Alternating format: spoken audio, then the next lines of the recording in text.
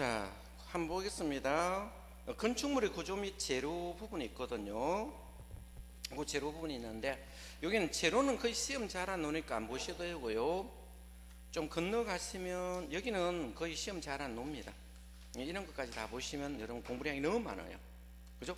자, 그래서 503페이지 용어는 한번 보겠습니다. 거실이라는 용어 있습니까? 거실. 거실이 뭐요? 거실.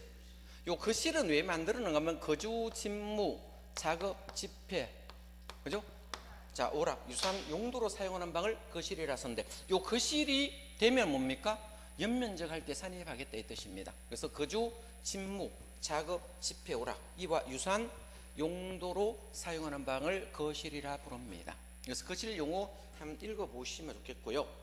자, 쭉 넘어가면 딴 거는 보지 말고요. 여기 나올 확률이 별로 없거든요. 자,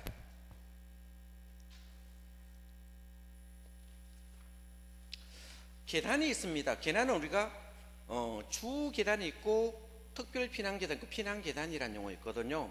주 계단은 어떤 것을 계단이란 거면 우리 올라올 때 뭐 있습니까? 엘리베이터 있었죠. 그게 주 계단이고요. 거기 넘어가면 506페이지 피난 계단이라고 있습니까? 피난 계단은 노출된 계단을 피난 계단이라 씁니다. 그래서 요 건물이 현재 5층이거든요. 5층 이상이나 지하 2층 이하가 있으면 이 피난 계단을 설치하도록 한다. 불나면 쪽으로 도망간다 이 뜻이겠죠. 그래서 그 5층 이상 지하 2층 이하인 층에 설치한 직통 계단을 우리가 피난 계단이라고. 2번에 한번 볼래요? 11층 이상이라 되어 있습니까? 공동주택은 16층 이상은 자, 지하 3층 이상에는 특별 피난 계단을 설치한다는 겁니다. 피난 계단하고 특별 피난 계단 차이점 뭡니까? 특별 피난 계단 연기가 안 나가도록 차단막이 되어 있어요. 우리 공동주택 아파트 보시면요, 고층 아파트 16층 이상 아파트 보시면 현관 문 열고 쫙 나가면 계단 쪽으로 문이 하나, 방화문이 하나 더 있어요. 연기가 차단되도록 되어 있는 구조를 우리가 특별 피난 계단이라 씁니다. 이거 시험에 묻느냐 하는데 묻지는 않지만 어디 할 때 필요합니까? 예? 신고 대상 할 때 그때 제가 필요했습니다. 그때 용어 정리하려고 이거 받는 거예요. 그래서 계단의 종류는 주 계단이 있고 피난 계단이 있고 특별 피난 계단이 있더라 이렇게만 봐두시라는 거예요. 자, 507페이지 보면 헬리포터라는 거 있습니까? 헬리포터가 뭡니까? 헬기장을 우리가 헬리포터라 씁니다. 자, 이렇게 이제 한번 보겠습니다. 이 고층 건물인데 헬기장이 있을 수 있습니까? 그렇겠죠. 그럼 이렇게 건물이 이렇게 존재한다 봅시다. 이렇게 건물이 아주 큰 건물이 있습니다. 이 건물의 층수를 봤더니 몇 층 이상입니까? 11층 이상이에요. 몇 층 이상? 11층 이상. 자, 여기 이제 11층입니다. 11층 이상 부분이 이 면적이 얼마 이상이 되었습니까? 1만 제곱미터 이상. 그러면 11층 이상 면적이 얼마다? 바닥 면적이 1만 제곱미터 이상이면 이 헬기장 설치하라는 거예요. 헬기장 설치하라 하면 엄청 큰 건물입니까? 이걸 헬리포터 설치하래요. 1층부터 시작해가 전체를 하는 게 아니고 몇 층 이상? 11층 이상으로서 이 11층 이상 부분이 얼마 이상이다? 1만 제곱미터 이상인 헬리포터 설치한다. 그거 한번 읽어보시고 위에 건물에 헬기장 보이죠? 그죠? 이걸 헬리포터라 씁니다. 되겠죠? 자, 헬리포터 쓰고요. 아래에 보니까 평지부근 헬리포터 설치하지만 경사지붕은 우리가 헬리포터 설치할 수 있어 없어요? 없죠. 이런 경우는 헬리포터 설치할 수 없고 어떻게 됩니까? 피난 안전구역이죠. 피난 계단 설치했죠. 그 옆에 그림 있네, 그죠? 자, 그래서 경사지붕이 있으면 그 아래 피난 공간을 별도로 설치해놨죠. 불나면 여기 도망가서 피난하라 이런 뜻입니다. 되겠죠? 자, 그거 한번 봐두시고요. 자, 나머지는 좀 넘기세요. 이 구조 부분은 거의 우리 중개사 시험은 잘 안 나옵니다. 되겠죠? 그러면 우리가 지하층이라고 했었습니까? 513페이지 지하층이라는 용어 있네요. 지하층은 뭡니까? 자, 이렇게 보면 되겠죠? 옛날에는 우리가 용어 정리할 때 지하층이 잘 나왔어요. 이 지하층 이렇게 나왔죠? 지하층. 자, 이걸 지구의 표면이라 씁니까? 예? 지구의 표면을 주는 걸 지표라 씁니다. 지표 아래에 있어야 돼요? 바닥이 지표 위에 있어야 되겠습니까? 예? 아래에 있어요. 그죠? 이 바닥이 어디 있다는 거요? 지표 아래에 있다 이 뜻이에요. 자, 지구의 표면 아래에 바닥이 있습니다. 이 바닥이 있을 경우에 층고는 이 바닥에서 윗구조체, 윗집의 바닥 구조체까지를 우리가 층고라 씁니다. 그러면 요 바닥에서 위층 바닥까지를 말할까요? 요까지를 층고라 보면 됩니다. 층고. 그럼 층고로 된다면 위에 층 바닥까지를 층고로 봅니다. 이 층고가 이렇게 있다면 요까지를 우리가 층고라 씁니다. 한 층을 봅니다.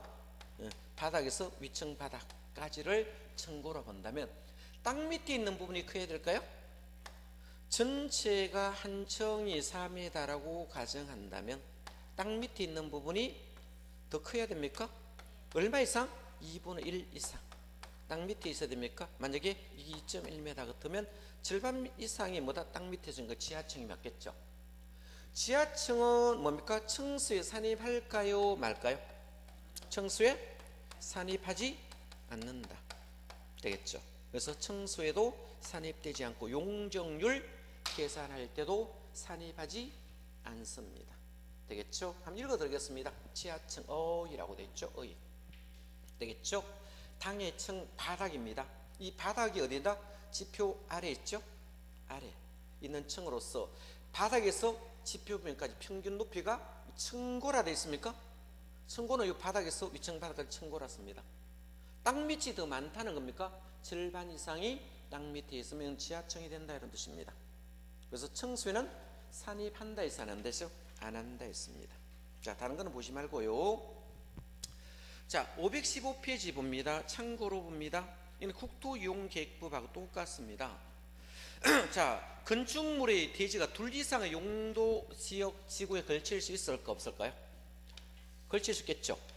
자, 여기 둘 이상의 용도지 한 필지 땅이 이렇게 있어요. 한 필지 토지가 있는데 둘 이상의 용도 지역에 이렇게 걸칠 수 있잖아. 이 지역이 상업 용도고 이 지역이 뭐다? 주거 용도면 어떤 용도의 행위 제한을 적용하느냐 이걸 물을 수 있겠죠. 만약에 상업 부분이 400이고 주택이 300일 수도 있잖아. 자, 그러면 하나의 필지, 하나의 대지입니다. 하나의 대지가 둘 이상의 용도 지역에 걸쳐 있을 때 건축법과 국토이용계획법이 어떤 차이점이 있을까요? 건축법은 자, 과반수라 썼습니까? 과반수 속하는 행위 제한을 적용하면 되겠죠. 과반수가 뭡니까?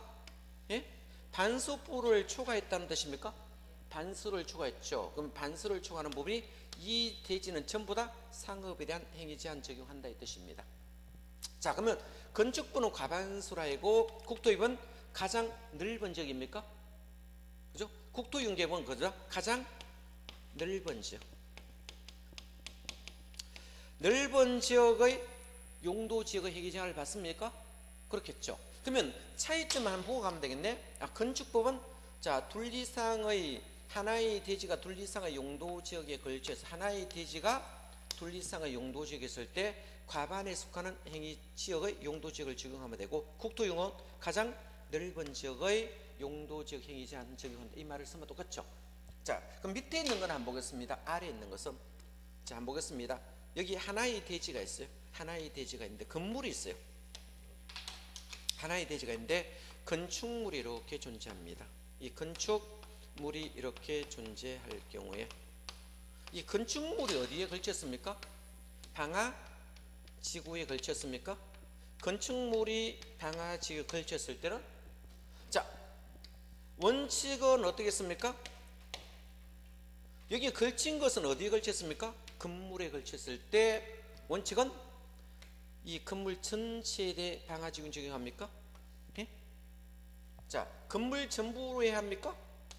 건물이 걸쳐 있으면 건물 전부 다 방화지구 적용했어요, 안 했어요? 하겠죠. 근데 예외가 있습니까? 예외는 뭡니까? 방화구역이 설정되었을 때. 뭐가 설정될 때? 방화구역이 설정되어 있죠. 방화구역이 설정되어 있으면 자, 방화사태 들어오겠죠. 이럴 때는 그 외 지역은 거래하지 아니하다. 방화지구 적용하지 않아도 된다 이 뜻이겠죠. 자, 이번에는 하나의 대지가 있습니다. 하나의 대지가 있는데, 자, 이 하나의 대지가 이렇게 존재하는데, 여기 주거지역도 있고 녹지지역도 걸쳐 있습니까? 주거지역과 녹지지역이 걸쳐 있을 때, 이때는 주거지역과 녹지지역을 각각 적용하면 됩니까? 여기는 녹지지역 적용하고 여기는 주거지역 따로 적용해도 된다. 이렇게 똑같아요. 국토이용계획하고 똑같으니까 한번 읽어보시면 됩니다. 자, 읽어보시면 되고, 자, 안정능이면 건폐율이라는 용어와 용적률이라는 용어 있습니까? 그죠? 자, 건폐율은 뭡니까? 건물로 덮을 수 있는 프로테이지겠죠. 이것을 건폐율 있습니다. 건폐율. 그래서 건폐율은 자, 대지 면적에 대하여 건축을 할 수 있는 면적입니까? 건축이 되는 면적, 건물로 덮을 수 있는 면적을 건폐율 했습니다. 이걸 우리가 백분율하면 건폐율이 나오겠죠. 몇 프로 이렇게 나오게 될 것입니다. 되겠죠? 자, 그럼 국토이용계획하고 똑같으니까 특별히 공부할 필요 없습니다. 그래서 대지 면적에 대하여 건축이 차지하는 면적을 건폐율이라 쓰고, 용적률은 안 보겠습니다. 용어만 안 보고 가겠습니다. 국토이용계획에 다 했으니까. 자, 용적률은 자, 대지 면적에 대하여 건축물의 뭡니까? 연면적을 따졌습니까? 건축물의 연면적을 따지는 것을 용적률이라고 부릅니다. 이렇게 하면 프로테이지가 나올 거죠. 자, 근데 이 용적률 계산할 때 지하는 들어간다 안 들어간다? 안 들어갑니다. 용적률 계산할 때 제외되는 거 있었습니까? 용적률 계산할 때 제외되는 거 네 가지 있죠. 제외되는 게 어떻게 습니까? 주, 지, 대피라고 안겠죠? 네 가지 안겠죠? 자, 만약에 주차장 용도로 쓰면 이거 용적률 계산에 포함합니까? 안 합니까? 안 한댔죠? 지하층도 들어갑니까? 안 들어갑니까? 안 들어간다 했죠? 그죠? 대피 공간도 있죠? 대피 공간도 아니고 피난 안전 구역이 있었죠? 이런 것들은 용적률 계산할 때 제외된다 라고 이렇게 네 가지 종류는 제외됩니다. 아래 그림 한번 보겠습니다. 그림 있는데 그 그림 내용을 여러분 한번 계산해 보세요. 용적률이 몇 프로 나왔는지 한번 계산해 볼래요?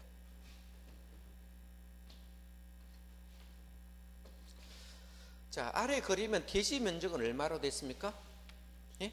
1000으로 됐죠. 이 대지 면적은 1000제곱미터입니다. 1000제곱미터 줬죠. 몇 층짜리 건물이었습니까? 4층짜리 건물이죠. 그러면 이 건물이 4층짜리 건물이 있습니다. 4층짜리 건물인데 1층, 2층, 3층, 4층. 지하 몇 층? 1층이 있습니다. 지하도 1층이 있습니다. 자, 지하는 대지 면적에 여기 연면적 산입해야 하네요. 지하는 뭐 한다? 용적률 계산할 때 제외되거든요. 한 층의 바닥 면적이 얼마로 했습니까? 200이 되겠죠. 그럼 이건 몇 개라는 거예요? 4개가 되겠죠. 그럼 4개가 되니까 계산하면 대지 면적은 1000제곱미터인데, 자, 건물의 연면적은 몇 개입니까? 800제곱미터 나왔습니까? 되겠죠. 몇 프로 됩니까? 80%가 용적률이 나왔다. 이렇게 계산할 수 있을 것입니다. 그죠? 자, 계산 문제 나오면 금방 찾을 수 있을 겁니다. 이렇게 봐주시면 되고요. 한 장 넘어갑니다. 한 장 넘어가면 최소 대지 면적이 있습니까? 이것도 별표해 둘래요. 시험 잘 놉니다. 최소 대지 면적이 있어요. 이건 암기를 해 두셔야 되겠네. 자, 최소의 대지 면적이 나왔을 때, 자, 만약에 건물을 지을 때, 건축을 할 때 최소한 이마의 면적은 돼야 건축할 수 있죠. 자, 그러면 주거하고 뭐 주거? 주택과 그 밖입니까? 기타를 하겠습니다. 그냥 주택과 기타는 최소 면적은 얼마 되어야 됩니까? 60제곱미터는 돼야 됩니다. 60이 안 되면 건물 자체를 지을 수가 없습니다. 그죠? 자, 상업하고 공업이 있습니까? 상업과 공업도 있겠네. 상업과 공업은 이것도 암기해야 되겠네. 치수 얼마다? 150세꾼미터 이상은 돼야 건물 지을 수 있겠죠. 치수는 얼마다? 150은 돼야 된다. 상공업은. 자, 녹지도 있죠. 녹지 지역은 치수는 얼마다? 200제곱미터 이상은 돼야 건물을 짓겠죠. 그럼 건물을 짓기 위해서는 자, 주택은 최소한 얼마다? 60제곱미터. 상업과 공업은 150제곱미터. 녹지는 200이 가장 최소 면적이 됩니다. 이 최소 면적은 암기를 해 두시면 좋겠네. 이제 별표치입니다. 자, 아래 중요 기출 문제 제가 한번 풀어보겠습니다. 건축법상 건축물이 있는 대지는 일정 면적 미달하게 분할할 수 없다. 자, 조례의 기준이 되는 용도직별 원칙적인 최소 면적 기준 이렇게 적어놨습니까? 자, 1번은 주거지역입니까? 전용 주거지역도 주거 맞잖아. 2번도 주거죠. 주거는 최소가 얼마다? 60제곱미터가 된다. 근데 129시 쓰니까 이게 답이 못 되겠죠. 자, 2번, 3번은 상업지역은 얼마다? 150입니다. 걸림 붙이든 안 붙이든 뭐 중심이든 걸림이든 유통이든 관계없어요. 3번이 정답이고, 공업도 150했죠. 녹지는 뭐다? 200제곱미터를 최소 기준 면적으로 봐야 된다. 이건 시험에 잘 나오니까 좀 봐주시기 바라고요. 다른 거는 넘어갑니다. 자, 521페이지로 갑니다. 대지 면적이란 용어 정리 있습니까? 대지 면적 한번 봅니다. 땅의 면적이 있겠네. 이 대지의 면적을 계산할 때 이 땅의 면적이 있으면 여기서 여기 땅이 있다 봅시다. 땅이 이렇게 울렁불렁해요. 그럼 이 대지 면적을 산정할 때 어떻게 할 것이냐. 자, 그럼 대지 면적으로 봤을 때 이거를 울렁불렁하니까 뭡니다? 이걸 선을 펴면 늘어나겠죠. 그래서 여기 물을 채웠다 보면 위에 딱 평평합니까? 안 합니까? 평평하겠죠. 그래서 수평으로 여기서 투영해 봤어요. 이걸 우리가 수평 투영 면적이라 씁니다.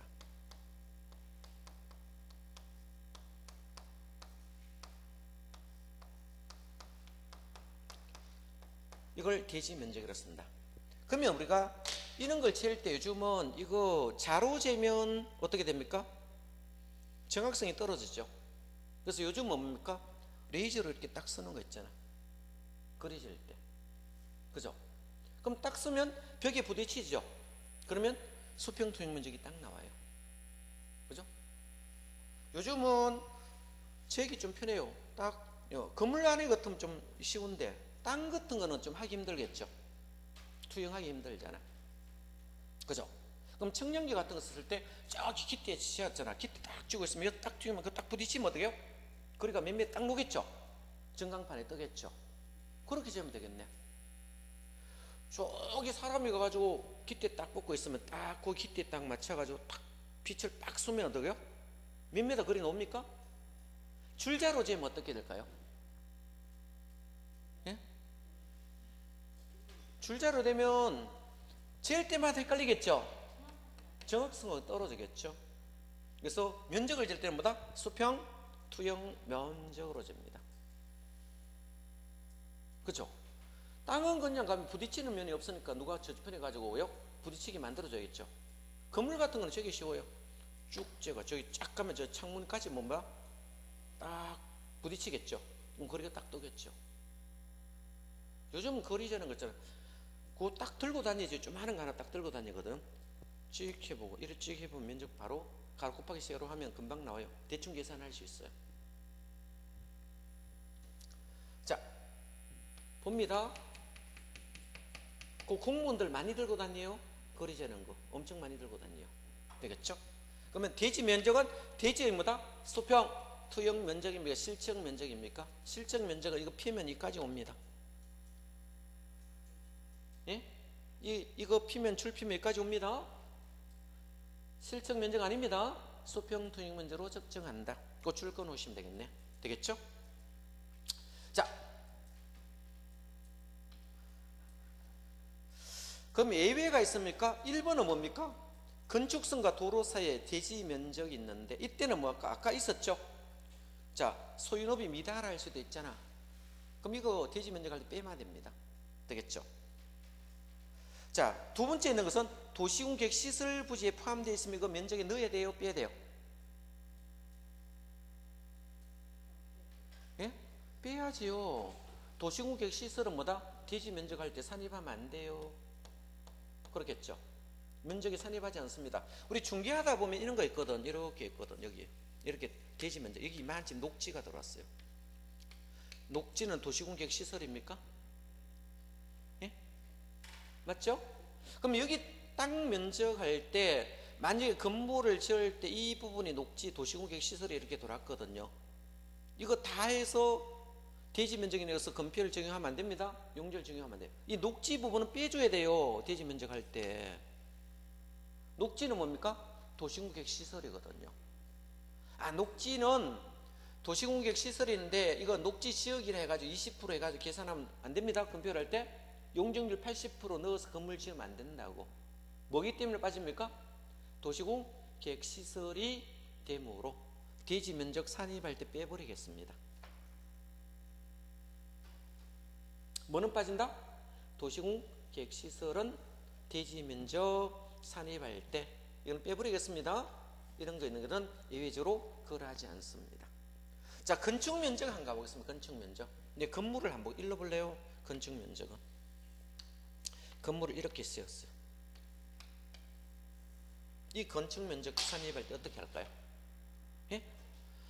여기에 있습니까? 중심선이 있습니까? 외벽이 있습니까? 여기도 외벽이 있어요? 없어요? 외벽이 있죠.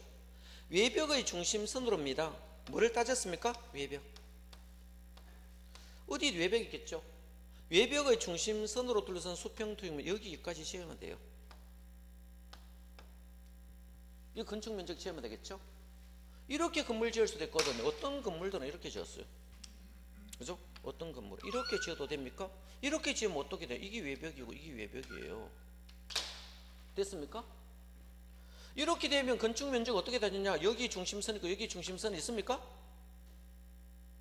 그죠? 그럼 여기서 여기까지를 따져야 돼요. 외벽의 중심선으로 둘러는 수평투영 면적을 우리가 대지 면적 여기서 넣어야 돼. 안 그러면 전부 다 이를 지으라고.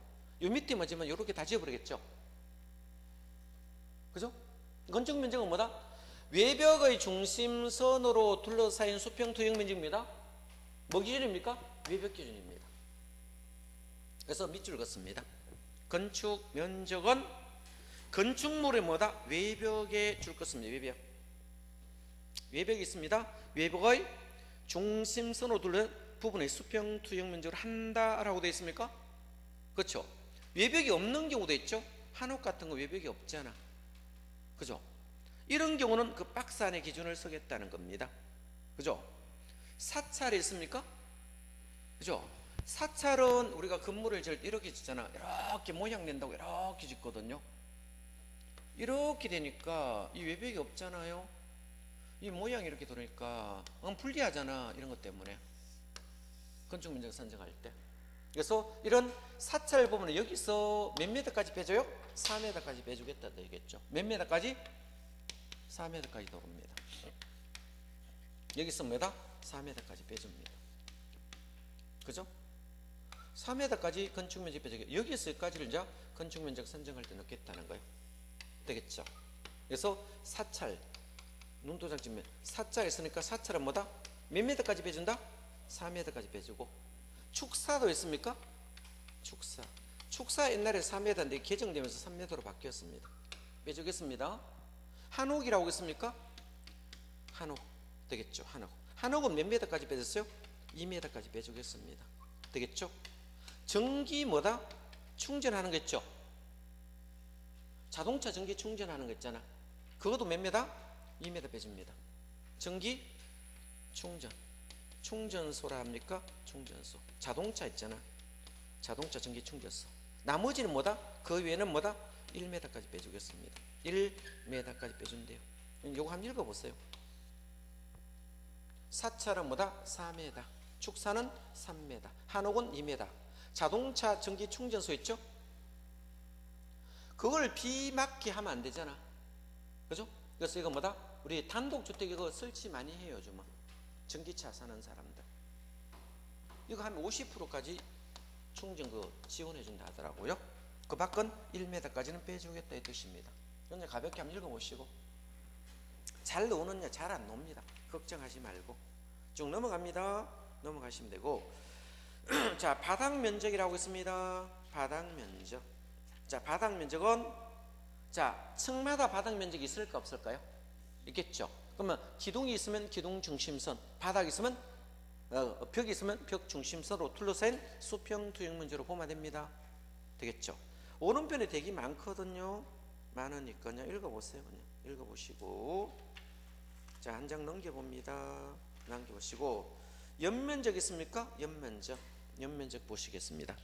각층 바닥면적 합계해 줄 것입니다. 그래서 각층 바닥면적 합계를 연면적이라 부르며 용적률 산정할 때는 그 네 가지 뺀다 했습니까? 주지대표 그대로 보시면 됩니다. 자, 오른편에 건축물의 높이라고 했습니까? 자, 지표면으로부터 건축물의 상단까지를 높이로 봅니까? 그렇겠죠. 이제 그림만 그려볼게요. 상단까지. 이 건물의 높이가 얼마 되는지 한번 보겠습니다. 이 건물의 높이. 여기 지표가 있거든요. 건물이 이렇게 있어요.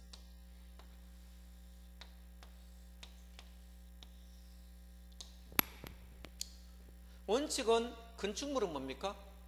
이 지표분으로부터 최상단까지 높이로 보면 되겠죠? 그런데 문제가 있어요. 이게 승강기 탑이 있을 수 있습니다. 뭐가 있더라? 승강기 탑이 있어요. 승강기 탑은 이 건물도 있거든요. 옥상 가면 툭 올라와 있어요. 아파트도 이 올라간다는 게 있습니까? 이런 거 많이 보이죠? 이 승강기 탑이거든. 안 그러면 승강기를 끌어올려야 되거든. 이 승강기 끌어올리니까 이게 균형추가 이렇게 생겨야 되거든요. 그래야 여기까지 올라가거든. 승강기 탑이 또 계단탑이 있겠죠? 계단도 만들려면 여기 탑돼야 이게 일로 사람들 옥상 올라가겠죠. 승강기 탑이나 계단탑 이런 게 등이 존재한다면 이 높이 산정할 때 어떻게 할 것이냐. 만약에 여기서 여기까지 높이를 내가 한번 보겠습니다. 20m라 가정해 봅시다. 여기가 20m라고 높이를 간정해 봅시다. 자, 그런데 이 부분의 면적이 있습니까? 이 부분의 바닥 면적이 있겠죠. 이 부분과 이거를 한 비교를 해 보려고 합니다. 그럼 만약에 이 부분과 이 부분을 비교했을 때 이게 8분의 1 기준입니다. 8분의 1 기준입니다. 그죠? 8분의 1 넘는 경우도 있고 이하도 있습니까? 예? 넘는 경우도 있고 이하 부분도 있을 거예요. 자, 이 부분이 여기 8분의 1 돼야 됩니다. 이 만약에 1000 같으면 이 100 같으면 8분의 1 이하예요? 넘어요? 10분의 1이잖아. 10분의 1은 8분의 1 이하에 들어가잖아. 그죠? 이럴 경우는 어떻게 할 것이냐. 넘으면 당연히 높이에 산입합니다. 어디에 산다? 높이나 층수에 다 산입해요. 층수에도 산입이 돼요. 그런데 문제는 이하가 됐을 때 문제가 되겠죠. 이하가 될 때 한번 비교했습니다. 12m를 넘느냐 12m 이하 있냐를 모르려고 합니다. 이하 있냐? 그죠? 12m 넘느냐를 지금 보려고 합니다. 만약에 8분의 1 이하에 들어가면서 만약 여기서 여기까지 15m라고 가정합시다. 15m가 된다면 그러면 이거는 8분의 1 이하 맞죠? 맞잖아. 근데 넘어요 안 넘어요? 넘죠. 그러면 넘으면 넘는 부분만 산정합니까? 넘는 부분만 산입되겠죠. 그럼 이 건물의 높이가 얼마냐고 물었을 때 얼마겠습니까? 이 높이가 얼마예요? 내가 저 메다까지 다 적어놨는데 내가. 예? 12m까지는 산입하지 않습니다. 넘는 부분이 얼마? 3m거든요. 그럼 이 건물의 높이는 합치면 23m가 건물의 높이가 된다 이 뜻입니다. 무슨 말이 이해됐죠? 자, 이거를 여러분 책에 보시면 그 3번 있습니다. 제가 한번 읽어드리겠습니다. 3번이 문제지 종종 하면서 들어옵니다. 딴 거는 볼 거 없고요. 그 3번만 보겠습니다. 건축물의 옥상에 설치하는 자 승강기탑, 계단탑, 망룩, 장식탑, 옥탑 등으로 수평 투영면 합계가 해당 건축물의 8분의 1 기준입니까? 8분의 1 이하인 경우 됐습니까? 이하인 경우는 넘어가면 당연히 산입합니다. 넘는 건 지금 책에 안 적어놨어요. 넘으면 산입합니다. 자 이하이면 자 얼마입니까? 12m 넘는 경우는 그 넘는 부분만 높이에 산입한다 적어놨습니까? 12m 넘는 경우는 높이에 산입합니다. 만약에 이게 200 같으면 어떻게 될까요? 5분의 1이죠. 5분의 1 같으면 8분의 1 넘죠. 넘잖아. 이때는 높이 이거 다 들어가는 겁니다. 그러면 35m가 되고 넘으면 무조건 산입합니다. 8분의 1 이하이면 자 12m 넘는 부분만 산입하고 그죠? 12m까지는 산입하지 않는다. 이 말을 여기서 하려고 합니다. 되겠죠? 그거 한 읽어보시면 그런 뜻이다 라고 보시면 되고 자 한 장 넘어갑니다. 자 층고라는 용어 있습니다. 층고는 뭐다? 이 바닥 구조체 윗면이 되겠죠. 발바닥이 있는데 이 윗면 위층 바닥 구조체 윗면까지입니다. 이 바닥에서 위의 바닥까지를 층고라 부른다. 그죠? 층고라 한다. 자 보시고 층수 있습니다. 층수 있습니다. 층수 계산할 때도 그죠? 자 1번은 이겁니다. 읽어볼래요? 1번은 자 이 승강기탑 계단탑이 있을 경우에 이게 바닥 면적 전체 바닥 면적의 8분의 1 넘으면 층수에 산입한다 안 한다? 층수에 산입합니다. 8분의 1 이하면 층수에 산입하지 않는다. 이 말을 하려고 합니다. 됐습니까? 8분의 1을 넘어가면 높이도 산정하고 층수도 산입합니다. 그죠? 이하는 산입하지 않는다. 자, 그 1번입니다. 자, 2번. 지하층은 층수에 들어갑니까? 안 들어갑니까? 안 들어간다. 지하층은 층수에 산입하지 않습니다. 층의 구분이 명확하지 않으면 몇 메다를 하나의 층으로 본다? 4m를 하나의 층으로 보겠다. 되겠죠? 자, 4번에 봅니다. 자, 층수가 여러 개 있을 수 있습니까? 그렇죠? 가장 많은 층수를 층수에 산입하면 되겠죠. 건물들이 보면 자 이렇게 막 기역자로 막 올라가야죠. 그럼 가장 많은 층수를 그 건물의 층수로 산입하시면 됩니다. 라고 읽어보시면 되고 읽어보면 되겠죠. 자 아까 지하층을 했으니까 통과하시고요. 건축물의 높이 제한이 있습니까? 높이 지정권자 있습니다. 되겠습니까? 높이를 지정할 수 있는데 가로구역별로 지정을 할 수 있습니다. 그러면 이거 건물의 높이를 정할 때 가로구역이 뭐냐 하면요 도로를 가로구역이라 씁니다. 이 가로구역별로 높이를 따로 정할 수 있어요. 이 가로구역별로 요 도로가 있겠죠. 이렇게 가로구역이 있어요.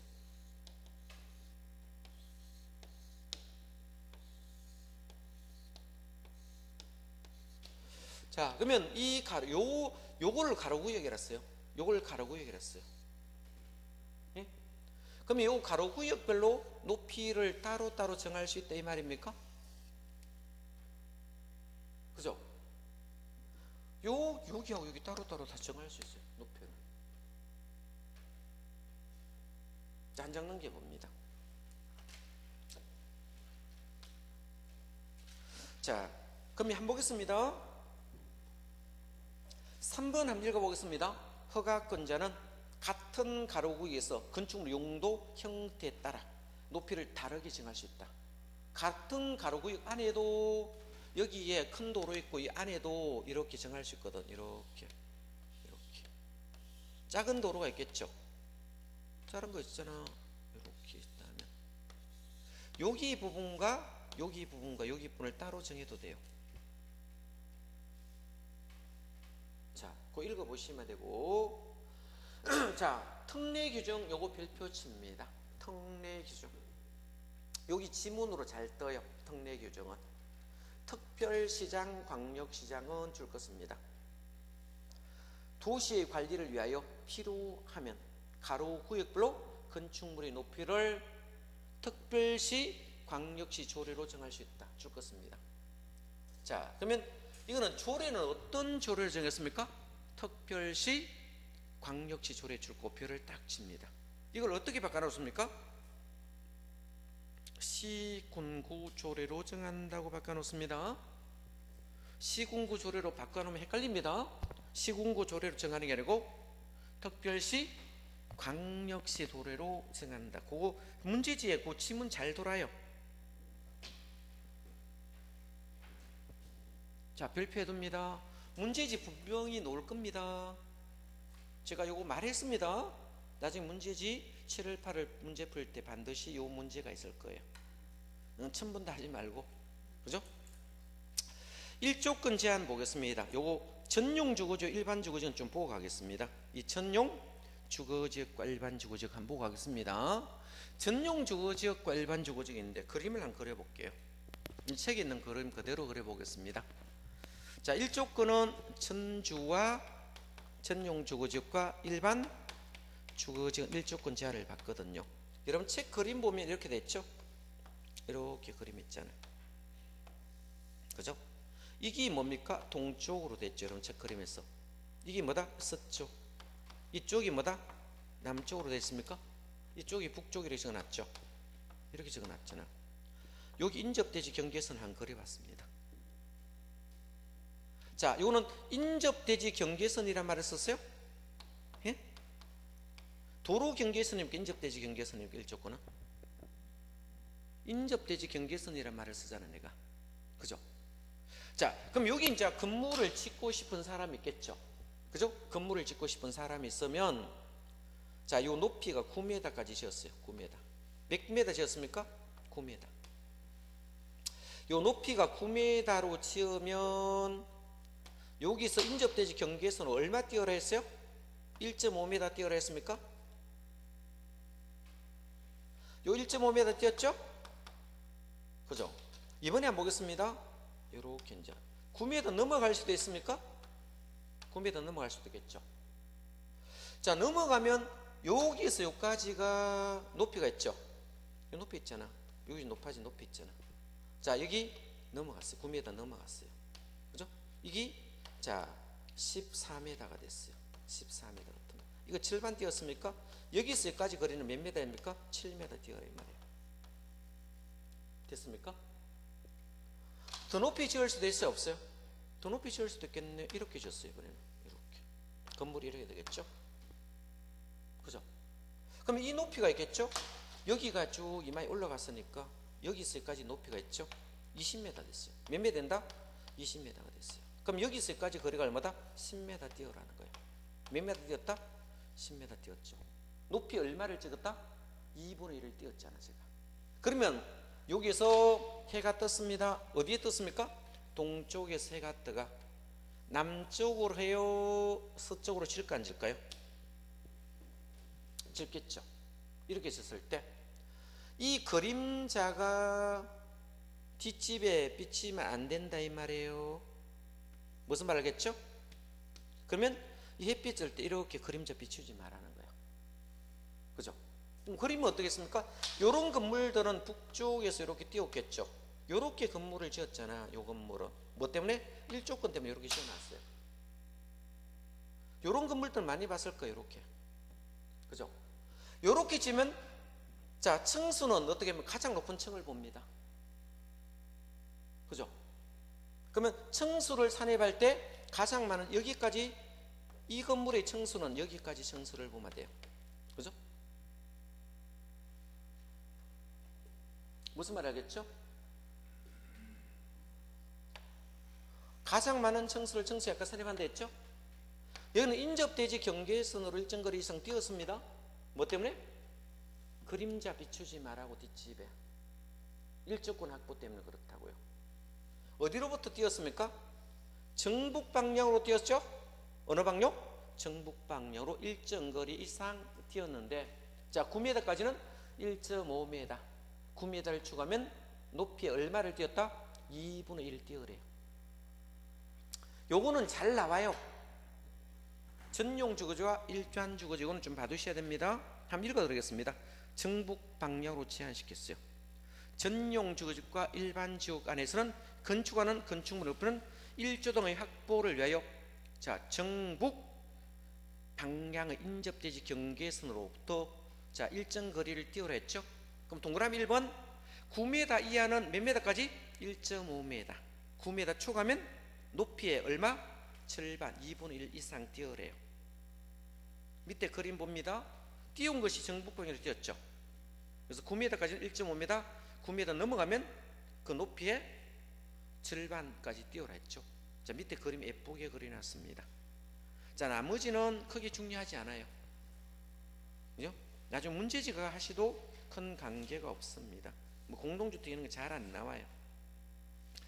자 건축 설비 있는데 설비도 거의 출제 비중이 거의 적은 편이다 라고 적었죠. 거기 보니까 532페이지 출제 비중이 거의 적은 편이다. 자 성룡 승강기는 한번 보고 가겠습니다. 533페이지 성룡 승강기 있죠. 자 6층 이상으로서 연면적이 2000제곱미터 이상이라고 되어 있습니까? 그죠? 이거는 두 개를 다 만족했습니까? 승용 승강기 설치하여야 합니까? 그러면 6층 이상으로 연면적이 얼마 이상? 2000제곱미터 이상이면 승용 승강기 설치하여야 됩니다. 요거는 6층도 만족하고 2000제곱미터도 만족해야 됩니다. 그죠? 근데 예외가 있죠. 6층인 건물일 때 300제곱미터 이내마다 직통계당 설치하면 승용 승강기 설치하지 않아도 된다. 다음 페이지 있습니다. 예외 조항이 있어요.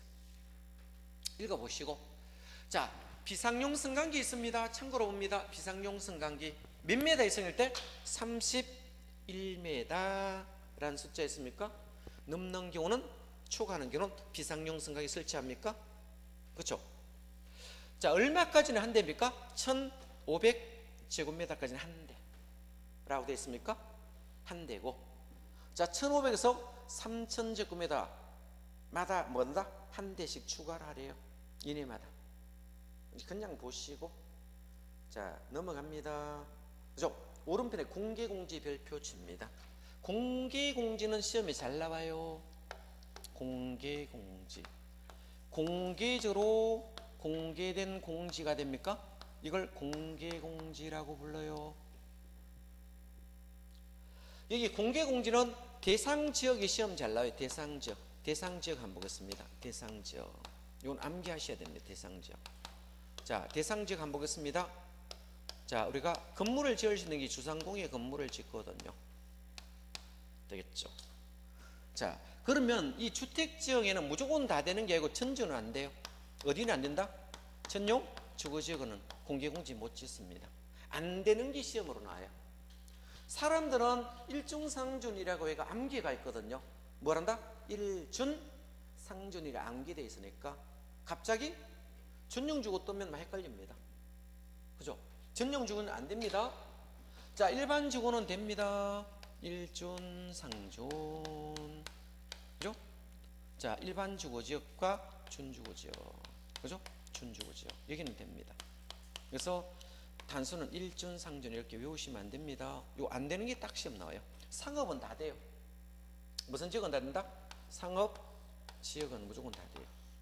자 공업지역은 안 되는 게 있거든요. 어떤 지역은 안 된다 했습니까? 전용공업지역은 안 되겠죠? 전용공업은 안 되겠죠. 일반공업도 안 됩니다. 안 되는 게 자꾸 시험 나와요.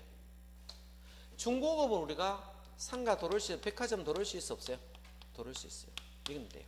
그래서 일준, 상준 이렇게 외에 있으면 암기에 있으면 이런 것들이 답으로 너무 헷갈릴 수 있습니다. 그죠? 대상지역 시험 잘 나오니까 좀 봐두시고 여기는 다중이용 건물에 많이 있습니다. 뭐 된다? 다중이용 건물에 주로 많이 쓰죠. 다중이용 건축물 다중이용 건축물은 바닥면적 합계가 뭐다? 5000제곱미터 이상 또는 16층 이상 건물을 다중이용 건물이라 씁니다. 제가 한번 보겠습니다. 그림을 한 그려보겠습니다. 백화점을 한 그려볼게요. 백화점 한번 만들어 보겠습니다. 우리 백화점은 다중이용 건물 맞죠? 백화점 한번 만들어 보겠습니다.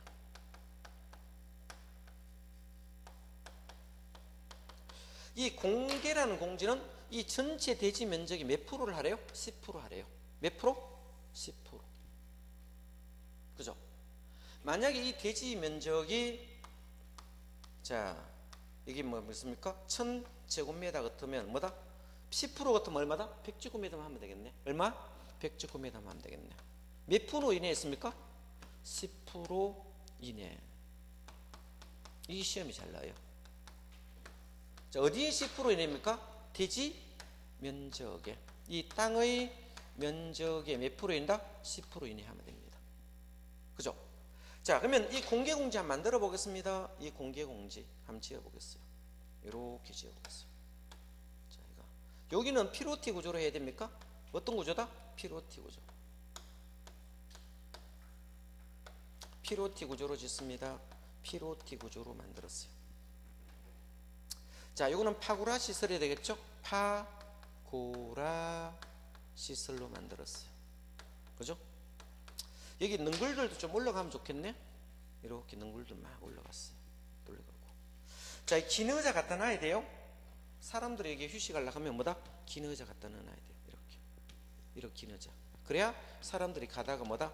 휴식 공간 하겠죠. 그죠? 쉬잖아. 이 안에서. 이 공개공지다. 여기는 대지 면적이 얼마다? 10% 이내로 한다. 됐습니까? 그러면 이 공개공지를 만들어주면 이 백화점 사장님이 시민의 휴식 공간을 만든 착한 일 했겠죠. 완화해줘야 되겠죠. 여기는 뭐를 완화했습니까? 용적률이 1.2배 완화했습니까? 용적률의 몇 배를 완화한다? 1.2배까지 완화시켰습니다. 높이에도 얼마다? 1.2배까지 완화했습니다. 이것도 잘 나와요. 건폐율은 완화했어요? 안 했어요? 네? 건폐율 완화 돌았어요? 안 돌았어요? 안 돌아옵니다. 건폐율 완화 돌아오면 틀립니다. 용적률 대신 건폐율을 잘 바꿔놨습니다. 자, 여기에 이제 공개공지에 보시면 문화행사나 판촉활동 할 수 있어 없어요? 예? 문화행사라든지 백화점 활동 이런 거 하잖아. 그죠? 판촉활동 할 수 있어요. 판촉활동을 할 수 있는데 1년에 며칠까지 할 수 있습니까? 예? 며칠까지? 60일 이내에 했습니까? 60일 이내에 할 수 있어요. 문화행사나 판촉활동을 공개공지에서 뭐다? 60일 이내에 하면 돼요. 자, 공개공지는 대상 지역이 시험 잘 나오고요. 대지 면적이 몇 프로? 10%. 이거 봐둡니다.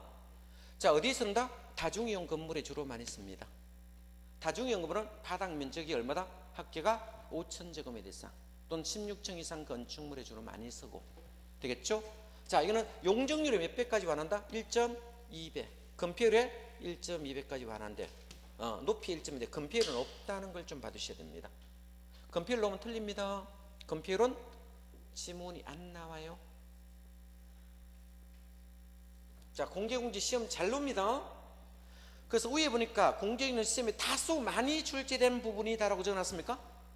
그럼 별표 쳐두세요. 일단 별표 칩니다. 되겠죠? 자, 이렇게 정리하시면 되고 쭉 읽어보셔야 됩니다. 공개공지. 되겠죠? 자, 봐두시고요. 자, 다른 거는 크게 중요하지 않으니까 쭉 넘어가시면 되고, 그죠? 약간 또 피곤하니까, 그죠? 건축협정 요거는 한번 가보겠습니다. 건축협정 참고로 보겠습니다. 건축협정 최근에 이제 건축협정이 간간히 한 문제 쓱 출제되니까 협정 한번 보고 가겠습니다. 협정. 건축협정에 대해서겠죠? 건축협정은 이제 이 도로가 이렇게 있다 하면 생각해요. 도로가 이렇게 있을 때 여기 갑이라는 사람이 길쭉한 땅 10번지를 갖고 있었어요. 갑이. 그죠? 을이라는 사람이 여기 이렇게 생긴, 그죠? 11번지 땅을 갖고 있어요. 병이라는 사람이 있었는데 이상한 모양의 땅을 이렇게 들고 있었어요. 12번지 땅. 이 세 사람이 있으니까 세 사람 땅보다 모양도 이상하게 생겼어요. 그래서 서로 이거 각각 자기 땅에 건물을 지니까 모양도 이상하고 쓸모가 별로 없을 것 같아요. 그래서 이 세 사람이 전원 합의로, 이 세 사람이 뭐다? 전원의 합의로. 합의는 전원입니까? 전원의 합의로 협정을 체결할 수 있습니까? 전원의 합의로 협정을 체결할 수 있겠죠. 협정을 체결해 가지고 건축 허가를 낼 때 어떻게 씁니까? 여기다가 한 곳에다 모르는 거예요. 이렇게 건물을 이만치 한 이마이 건물 앞으로 당기나 도로가로 당기는 게 나을 거잖아요. 이 앞에다가 건필 용도를 다 모르는 거예요. 그죠? 주차는 뒤로 빼는 게 나을까요? 예? 주차장과 조경은 뒤로 빼는 게 낫겠네. 이렇게 빼서 건물을 지을 수 있거든. 이걸 뭐다? 건축 협정 제도라 씁니다. 같이 제가 서로 평가만 지금 그죠? 나누면 돼요. 이걸 건축 협정 제도라 씁니다. 되겠죠? 자, 그러면 협정은 전원 합의해 줄 것입니다. 자, 체결 한번 보겠습니다. 토지 건축물의 소유자, 지상권자 되겠죠? 이런 사람은 갈로 건너뛰었습니다. 전원의 합의해 줄 것입니다. 합의로 마지막 줄에 협정을 체결할 수 있습니다. 그러면 박스 안에 있는 거 1, 2, 3, 4, 5번 있습니까? 이게 시험에 나왔어요. 그 박스 안에 1번부터 5번까지 있습니까? 자, 그러면 어떤 지역이 있습니까? 지구 단위겠고요. 두 번째, 주거환경 개선 사업을 진행하기 위해서 같은 법 지정고신 정비고요. 세 번째 뭐다? 자, 도시 재정비 축직을 위한 특별배 존치지역이 있고 4번이 답으로 떴습니다. 4번에 도시 재정 활성화 지역. 5번에 쭉 읽어보시면 주거환경 개선이 필요하다고 인정하는 조례에서 정하는 구역이 있죠. 요 1번부터 5번까지 있네. 요걸 좀 봐주세요. 자, 나머지는 건너가고요. 자, 페이지 한번 보겠습니다. 페이지 548페이지 협정 페이지 보겠습니다. 6번 협정 체결자는 건축협정 운영의 대표자 건축협정을 폐지하려는 경우 협정 과반수 동의 및 읽었습니다. 요 폐지는 과반수고 체결은 전원 합의가 됩니다. 이거 두 개를 잘 바꿔 놓습니다. 협정은 전원 합의였습니다. 폐지는 과반수 동의를 받아. 자, 이 협정 인가권자에게 인가를 받으면 끝납니다. 그것만 읽어보세요. 그죠? 읽어보시면 되고, 자, 넘어가겠습니다. 딴 거는 크게 중요하지 않으니까 가감하게 넘기고, 도칙들은 잘 안 나와요. 556페이지 갑니다. 이행강제금이라고 찾았습니까? 찾죠? 그것도 별표치입니다. 자, 이행강제금이 출제가 잘 되거든요. 이행강제금 한번 보겠습니다. 자, 여기 볼래요? 보통 우리가 상가 건물 같은 데 보면 이 이행강제금이 많이 나와요. 여기 도로가 이렇게 있습니다. 도로가. 이 도로 있고 이 도로 있어요. 도로 옆에요. 그죠? 요 건물도 이제 도로에 있으니까 옆에 1층에 식당이 돌았다 가죠. 식당이 있어요. 이 식당이 돌았어요. 1층은 우리가 임대료 비쌀까 안 비쌀까요? 예? 비싸죠. 1층은 굉장히 임대료 비싸요. 그러면 될 수 있으면 뭡니까? 손님 많이 받으려면 홀을 좀 많이 넓혀야 되고, 그렇죠? 그렇잖아. 그러면 결론적으로 자, 뒤쪽으로 창고 같은 게 필요할까 안 할까요? 주방 같은 걸 막 뒤로 달아내는 경우도 있습니다. 주방과 음식물 부식 같은 거 늘어놓으려고 하면 뭡니까? 창고가 필요하겠어요? 안 하겠어요? 그죠? 자, 이런 경우 뒤에 공원 같은 게 막 있어요. 뭐가 있다? 이 공원들이 있으면 이 공원의 뒷부분을 이제 활용하는 경우 많죠. 자, 그러면 원래 건축물 관리 대장상에는 요까지 건물이 있었습니까? 그죠? 원래 없는 것을 뒤에 달아대서 이거 만들었어요? 이 위반 건물일까 아닌 건물일까? 예?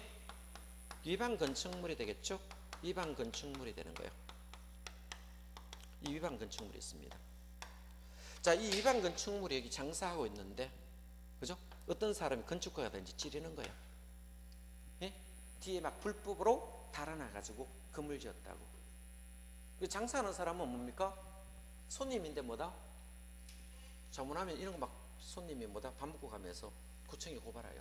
왜? 저 불법 건물 아니냐? 위반 건축물이 발생되겠죠. 요거 위반 건물 맞잖아. 건축물 대장성이 없잖아. 창고 만들었으니까. 되겠죠? 이런 거 있으면 누가 찌르면, 자, 허가권자는 시정명령 해요? 안 해요? 예? 시정명령 하겠어요? 안 하겠어요? 여기 시정명령 하라 하는 게 철거하라는 거예요? 예? 철거하면 원상 회복됩니까? 원래 이거 뭡니까? 공원이잖아. 뒤에 공원 용도로 원상 회복하라겠죠. 근데 원상 회복하라고 이야기했는데 안 할 수 있습니까? 안 하겠죠. 그래서 원상 회복하세요라고 좋게 말을 했어요. 공무원이. 그죠? 언제까지 하세요라고 한 두세 달 주겠죠. 그죠? 시간을 줍니다. 줬는데도 이 철거 안 하면 어떻게 될까요? 예? 이제 날짜를 저기요? 어떻게 했습니까?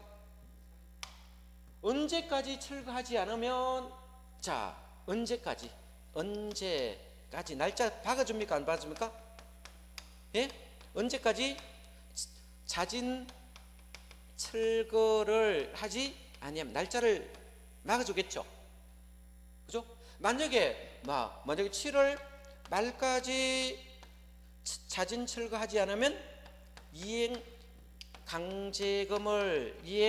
강제금을 부과한다고 미리 계고해야 됩니까? 예? 뭐 해야 된다? 알려야 돼요? 안 알려야 돼요? 돈 부과한다고 알려야 돼요? 안 알려야 돼요? 알려야 됩니다. 바로 돈 부과 안 합니다. 우리 자동차도 불법하면 이동하세요라고 합니다. 안 하면 어떻겠습니까? 자, 10분 이내에 이동하지 않으면 과태료 때리겠습니다 하고 말을 합니까? 하겠죠. 그럼 여기도 뭡니까? 언제까지 자진 철거하지 않으면 어떻게 했습니까? 돈 이행강제금을 부과한다고 계고합니다. 알린다는 거예요. 알려. 그죠? 그러면 7월 30일이 넘어가면 어떻게 될까요? 예? 공문 다시 나와보겠죠.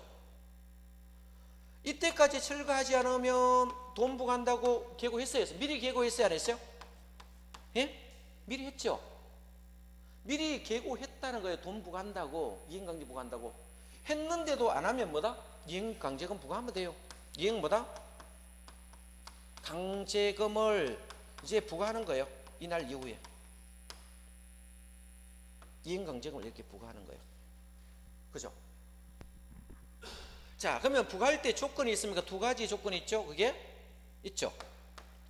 이런 경우 있잖아. 자, 건축 허가 안 받은 거 있습니까? 무허가 합니까? 신고 안 한 거 있습니까? 건폐율 초과할 수 있습니까? 뭐 초과했다? 건폐율 초과할 수도 있고 용적률 초과할 수도 있어요. 예? 그럼 초과되면 초과 부분에 있어 부과하겠죠. 자, 제곱미터당 시가 표준액이라고 있습니까? 예? 여기 있어. 여기 얼마까지 부과한다? 50%까지 부과한다 이 말이야. 이 네 가지가 아니면 그 외에는 뭡니까? 네 가지 아니면 시가 표준액 몇 프로? 10% 부과했다 이 뜻이거든요. 그죠? 자, 이행제가 강제를 부과하는데 1년에 몇 번까지 부과했습니까? 2회까지. 2회 1년에 몇 회까지? 2회까지. 까지 뭐다? 반복 부과할 수 있습니까? 반복하에 뭐다? 부과할 수 있는데. 반복하에 부과할 수 있는데. 그죠? 최대 몇 번까지 됩니까? 5회를 넘지 않는 범위 내에서 부과했습니까? 몇 회를 넘지 않는 범위 안에 부과합니까? 5회를 넘지 않는 범위 안에서 부과한대요. 자, 읽어드리겠습니다. 이행강제금 잘 나오니까 별표해 두시기 바랍니다. 자, 부과 요건 한번 보겠습니다. 이행강제금. 허가건조는 시정명령을 받은 후 시정기간 내 시정명을 이행하지 아니한 건축주 되겠죠. 자, 대하여 그 시정명을 이행이 돼 상당한 이행기간을 정하여 그 기간까지 시정명령을 이행하지 않으면 이행강제를 부과합니다. 그죠? 그렇겠죠. 그럼 1번 조건이 뭐다? 건폐율 용적률을 초과하는 경우도 있고 허가받지 않고 신고받지 않은 경우는 50%까지 구한다 했습니까? 자, 세부 내용은 안 나오니까 신경 쓰지 말고 그 위에는 10%까지 부과하고요. 시가 표준액에 오른편에 갑니다. 부과할 때 어떻게 했습니까? 자, 3번 봅니다. 허가건조는 이행강제를 부과하기 전에 이행강제를 부과 징수한다는 뜻을 미리 계고하여야 됩니까? 이거 미리 계고해야 된다. 그냥 부과하면 안 돼요. 처음에는 언제까지 철거하세요라고 말했습니다. 안 들으면 뭡니까? 이제는 언제까지 철거하지 않으면 돈 부과한다고 이걸 계고해야 돼요. 알려야 돼요. 그죠? 알렸는데도 뭐다? 자, 시정명령을 이행하지 않으면 이 문서로 해야 되겠죠? 부가일수는 뭡니까? 최초 시정명령이 있는 날부터 1년에 몇 번? 2회 이내 범위에서 해당한 지자체 조례로 정하는 횟수만큼 이행강제를 반복하여 이행을 부과 징수했겠죠. 총회수는 몇 번을 넘지 못합니까? 5회를 넘지 아니하는 범위에서 조례로 정할 수 있습니다. 자, 다음 페이지 봅니다. 부가의 정지 한번 보겠습니다. 허가권자는 시정명령을 받은 자가 이를 이행하면 새로운 이행강제 즉시 중지하면 되겠죠. 그런데 이미 고지서 날렸어요. 고지서 우편통에가 넣어버렸어요. 이미 부과되었으면 징수해야 됩니다. 이미 부과된 것은 징수해야 됩니다. 발신해버렸다는 거예요. 이때는 무조건 내야 된다. 안 내면 강제 징수하시면 돼요. 그죠? 지방세 체납 처분에서 강제 징수하면 끝난다. 자, 한번 읽어보시면 되고, 나머지는 큰 의미가 없으니까 안 보셔도 되겠네. 자, 이렇게 되면 건축법은 끝났고요. 조금 쉬었다가 주택법 하겠습니다.